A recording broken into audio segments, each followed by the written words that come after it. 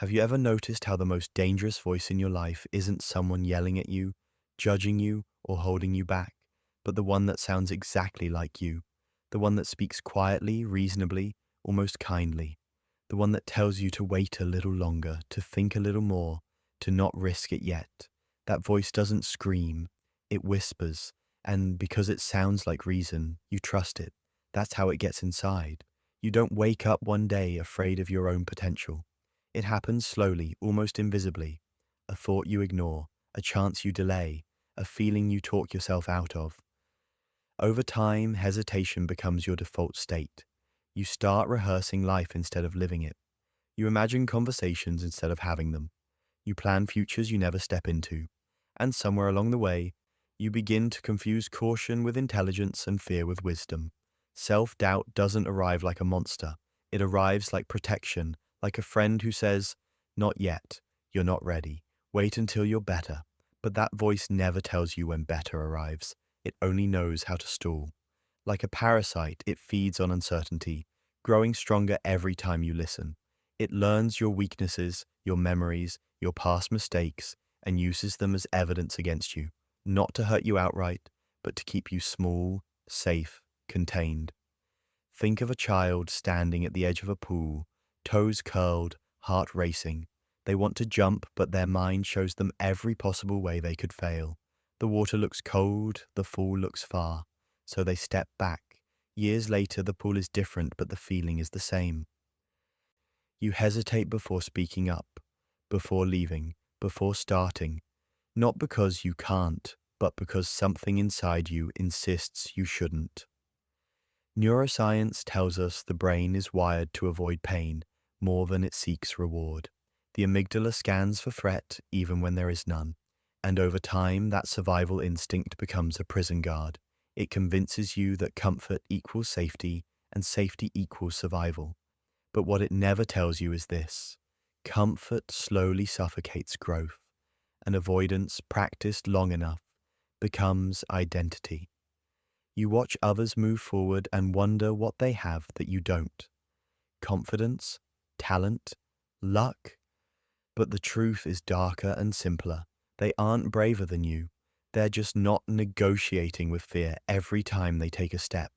And that raises the question that changes everything. If self-doubt is the quiet force shaping your choices, shrinking your life, and rewriting your future, why does it control so many people? And how do some manage to kill it completely? Have you ever wondered why doubt feels older than your failures? Why it shows up before you've even made a mistake, as if it's been waiting for you your whole life? That's because, in many ways, it has. Self-doubt doesn't begin the day you fail. It begins the day you learn that being yourself isn't always safe. Picture a child standing in a room where love feels conditional. Not absent, just selective. Praise comes when they behave, when they stay quiet, when they don't ask too many questions. Curiosity earns a raised eyebrow. Emotion earns discomfort. Confidence earns correction. Slowly, subtly, the message sinks in. You are accepted when you are easy to manage, and so the child adapts, not consciously, instinctively, like water finding the shape of the container it's poured into. At first, it looks harmless. The child learns to pause before speaking, to read the room, to sense tension and adjust. But inside the nervous system, something deeper is happening. The brain begins associating expression with risk. Attachment theory tells us that when safety feels uncertain, a child learns to monitor themselves instead of the world. They become hyper-aware, hyper-vigilant. They trade spontaneity for survival. This is how self-doubt is born, not as weakness but as strategy. Over time, the pattern deepens. A teacher corrects too sharply. A parent compares too often. A moment of excitement is met with silence. Each small moment teaches the same lesson. Your instincts cannot be trusted, and so the child starts outsourcing their sense of truth. They look outward for permission. They hesitate. They shrink. The nervous system learns that stillness equals safety, that invisibility equals control. Neuroscience shows that repeated emotional invalidation wires the brain toward threat anticipation. The amygdala becomes more reactive. The prefrontal cortex, responsible for confidence and decision-making, learns to hesitate. What begins as adaptation quietly hardens into identity. By the time the child becomes an adult, self-doubt no longer feels foreign. It feels familiar. It feels like home. And here's the cruel twist. The same mechanism that once kept you safe becomes the one that keeps you small. The mask that helped you belong now suffocates you. The shadow that once protected you now whispers warnings at every opportunity. You grow up believing you are cautious, humble, realistic, never realizing you are simply afraid to trust yourself. That's the tragedy of it. Self-doubt is not a flaw in your character. It's a survival skill that outlived its purpose. But what once protected you as a child becomes something far more dangerous as an adult. Because the world no longer punishes you for speaking. It simply waits to see if you ever will. Have you ever noticed how self-doubt rarely announces itself anymore? It doesn't say, you're afraid. It says, you're being realistic. It doesn't say, you're shrinking. It says, you're being humble. By the time you reach adulthood, doubt has learned how to wear a suit, how to speak calmly, how to sound intelligent. It no longer feels like fear. It feels like wisdom. You start to recognize it in the smallest moments. The text you rewrite 5 times before sending, afraid of sounding wrong. The idea you never share because someone else might say it better. The opportunity you quietly pass on because you're not ready yet. On the surface, it looks like patience, maturity, thoughtfulness, but underneath something else is happening. You're negotiating with an invisible force that always asks for more time and never gives permission. Self-doubt becomes a mask you wear so long that you forget it's there. A safety harness you never unclip, even when the ground beneath you is solid. You tell yourself you're just careful, that you're not like those reckless people who leap without thinking. But what you don't notice is how the cage slowly shrinks. How the walls move inward so subtly that you mistake confinement for comfort. There's a particular moment almost everyone recognizes. You're in a room where you have something to say. You feel it rise in your chest, clear and certain. And then, just before the words leave your mouth, something tightens. A voice asks, "What if you're wrong?" And in that pause, someone else speaks. The moment passes, and you tell yourself it wasn't important anyway. That's the mask doing its work. Psychology tells us this is how the brain conserves energy. The mind prefers the familiar, even if the familiar hurts. Neuroscience shows that uncertainty activates the same threat circuits as physical danger.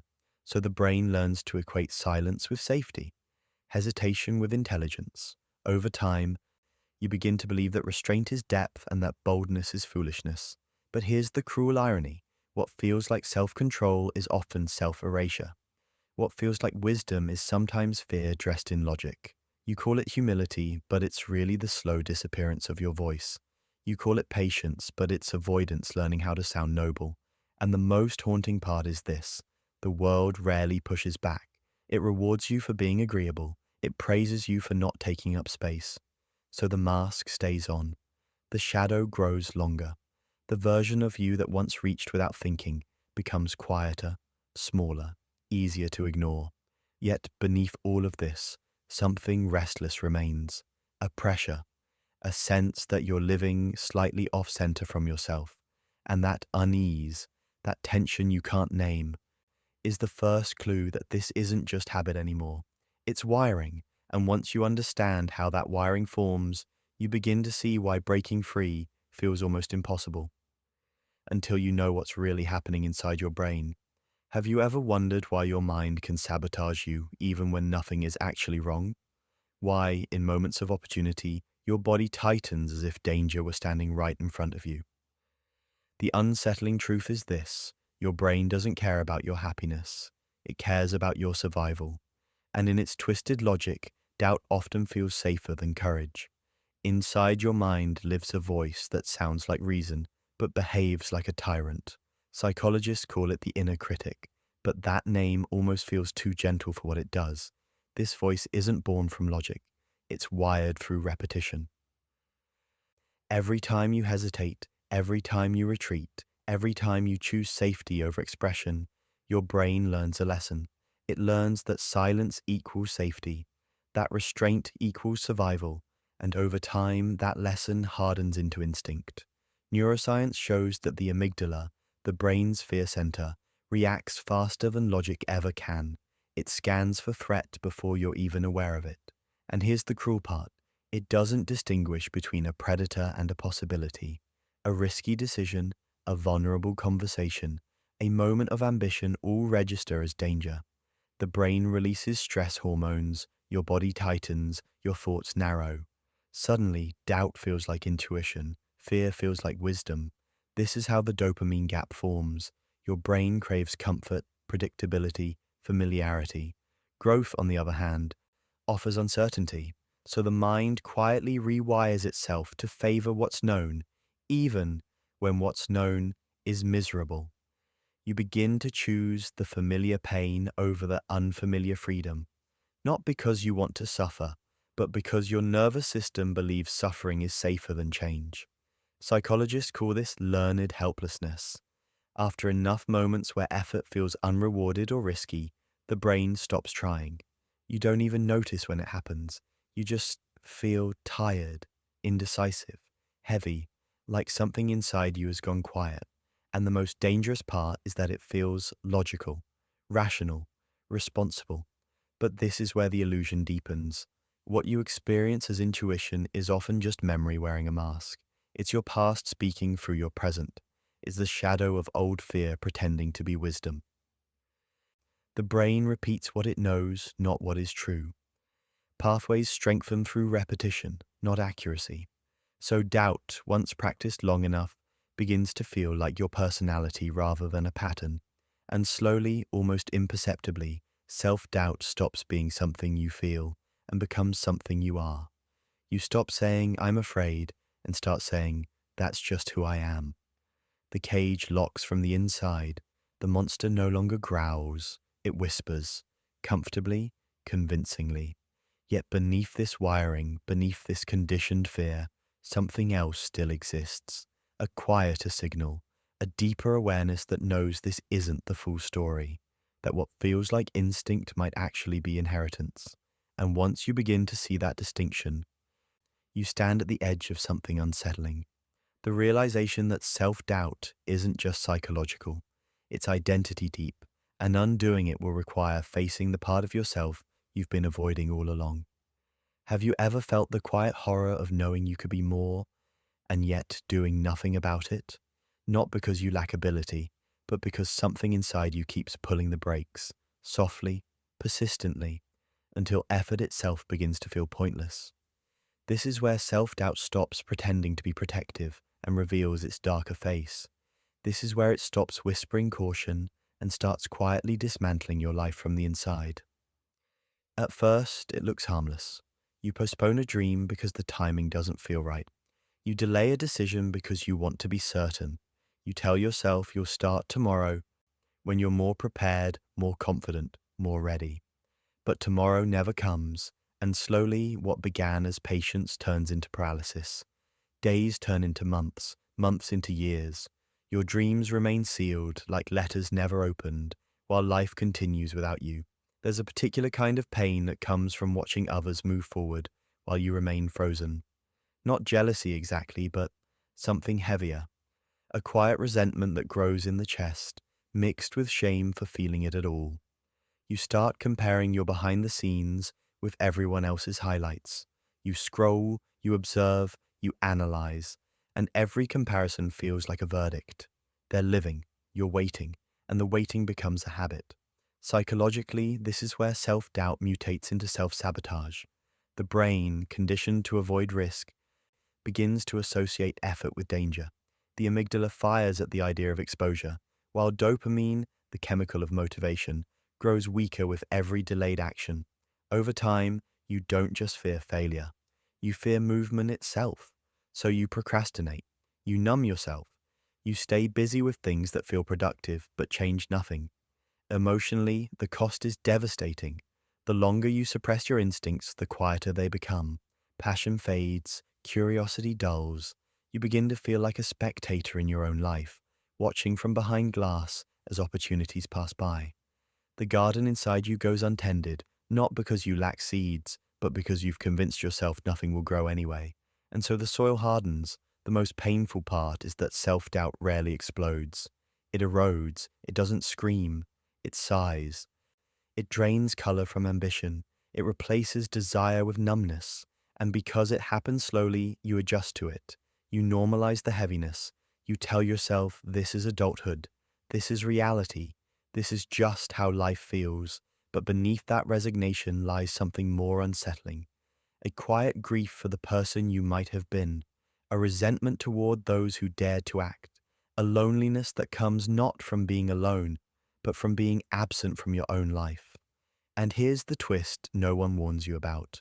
The world often rewards this kind of quiet self-erasure.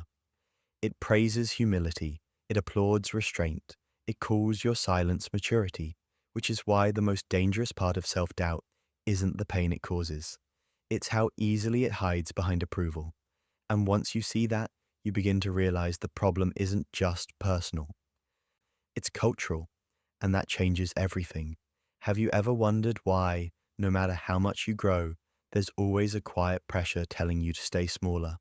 Why confidence feels risky, but self-doubt feels strangely acceptable? That's because self-doubt isn't just something you learned in childhood. It's something society carefully maintains. From the moment you're old enough to observe the world, you're taught to compare. Grades, appearances, followers, salaries, timelines. You're shown highlight reels and told their standards. You're praised for productivity, but only when it fits within invisible rules. You're encouraged to dream, but only dreams that don't disrupt the order of things.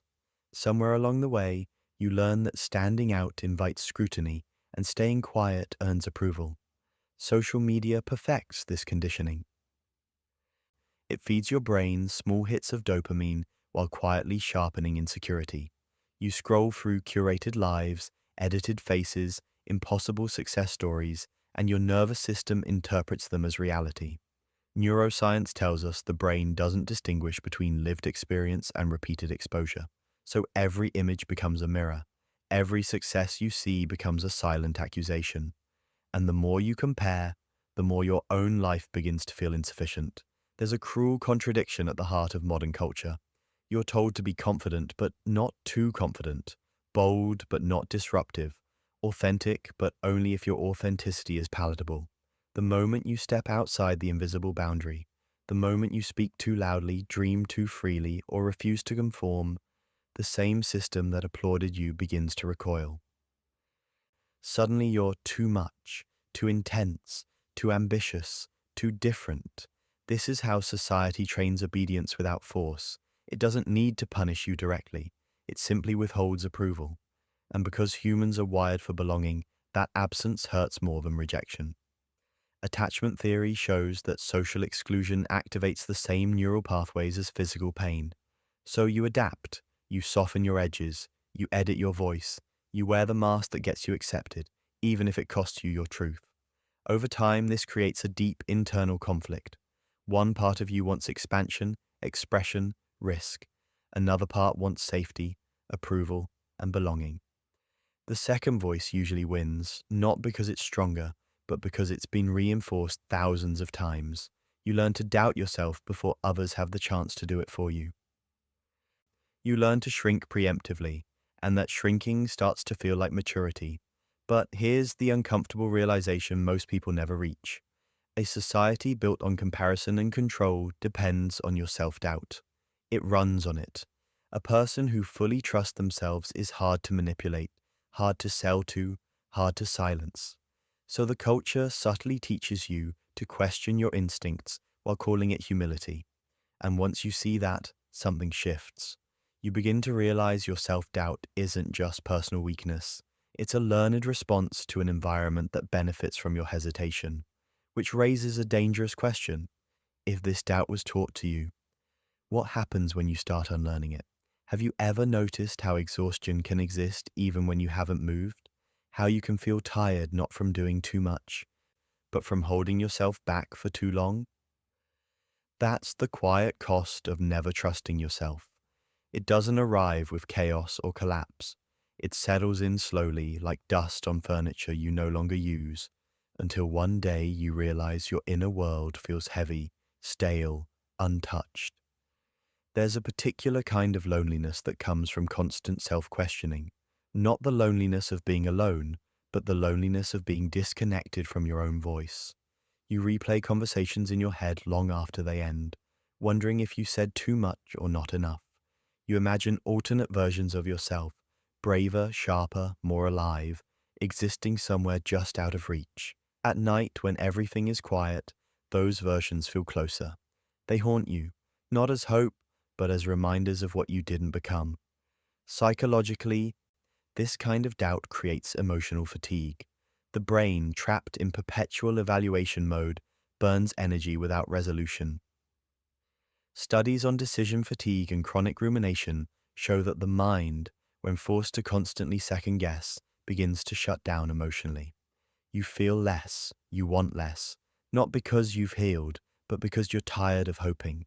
It's a kind of emotional starvation, like a garden that once bloomed but no longer receives water. You might notice it in relationships first. You hesitate to speak honestly. You swallow discomfort to keep the peace. Over time, resentment quietly replaces connection.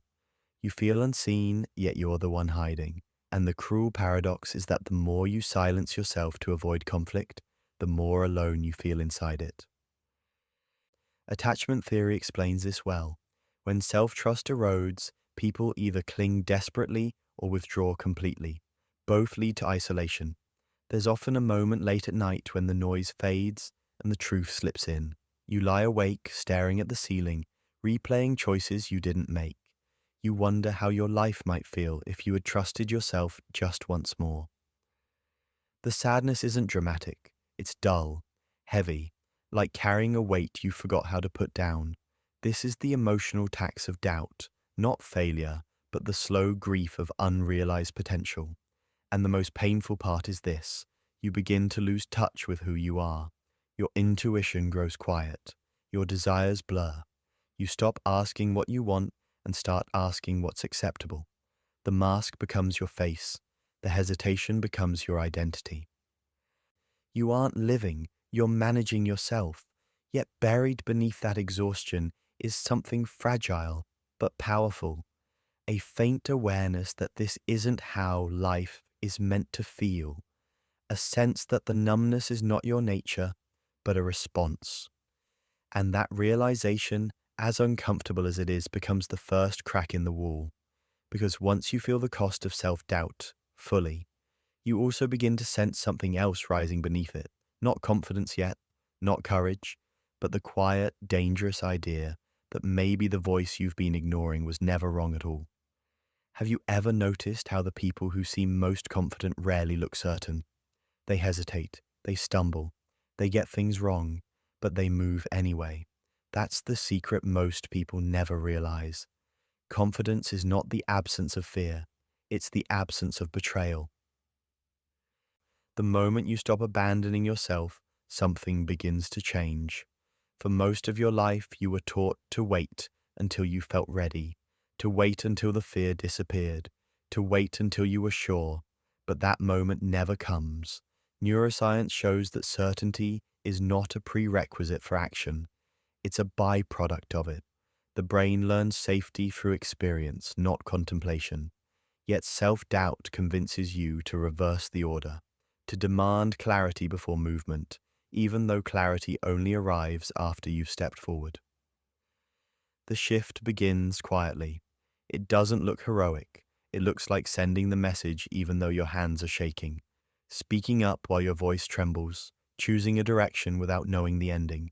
These moments feel small, almost insignificant, but they rewire something deep inside you. Each time you act despite fear, your nervous system updates its story. The amygdala loosens its grip. The body learns that uncertainty does not equal danger.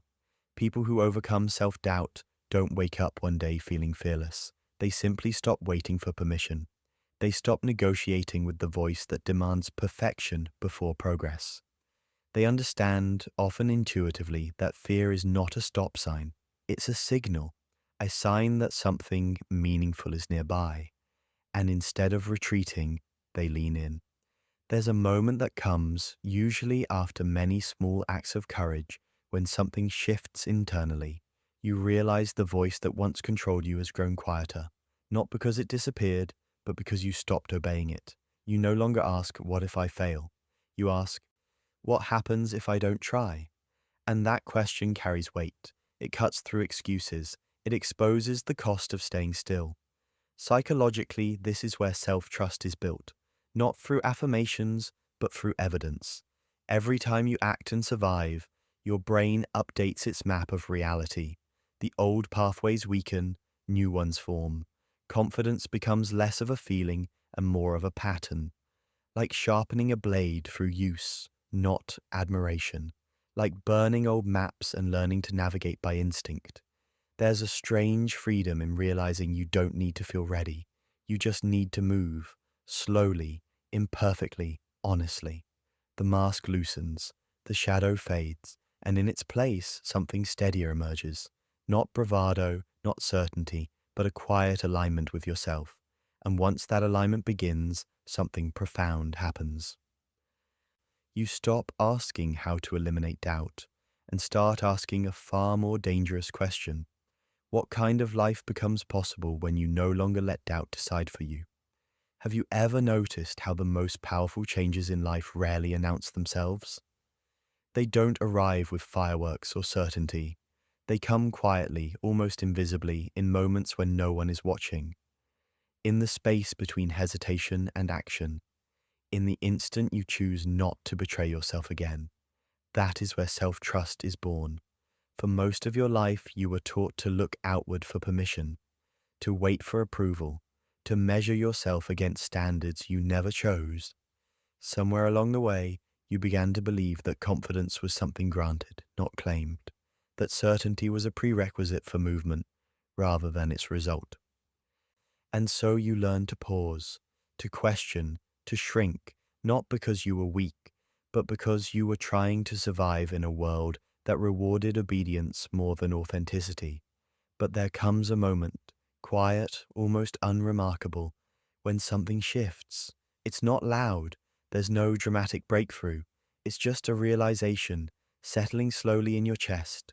You are tired of abandoning yourself, tired of silencing your instincts, tired of negotiating with fear as if it were an authority. That exhaustion, strange as it sounds, becomes the beginning of freedom. Philosophers have long argued that the deepest form of freedom is not control over the world, but alignment with the self. Neuroscience echoes this truth in its own language. When you act in accordance with your values, when your choices reflect who you are rather than what you fear, the brain calms, the nervous system softens, the inner conflict quiets. You stop wasting energy on resistance. You begin, finally, to move as one. Self-trust doesn't make you fearless. It makes you honest. Honest about what you want. Honest about what you feel. Honest about what you can no longer tolerate. It's the difference between living behind a mask and stepping into your own shadow without flinching. Between protecting yourself from pain and choosing a life that feels real. You can see the difference in people who have crossed this threshold. They don't seek permission. They don't over-explain. They move with a certain stillness, a groundedness that doesn't need to be proven. They've stopped asking the world who they're allowed to be. They've stopped outsourcing their worth. And here's the quiet truth most people never realize. Self-doubt is not the enemy. It's the final illusion. The last test before you step into your own authority. It exists to see whether you will keep asking for approval or finally choose yourself. Because in the end, the people who change their lives are not the bravest. They are not the loudest. They are simply the ones who got tired of leaving themselves behind. And when self-trust finally takes root, it doesn't shout. It doesn't demand attention. It doesn't need validation. It simply stands there, steady and unshaken. And once it's there, nothing controls you anymore.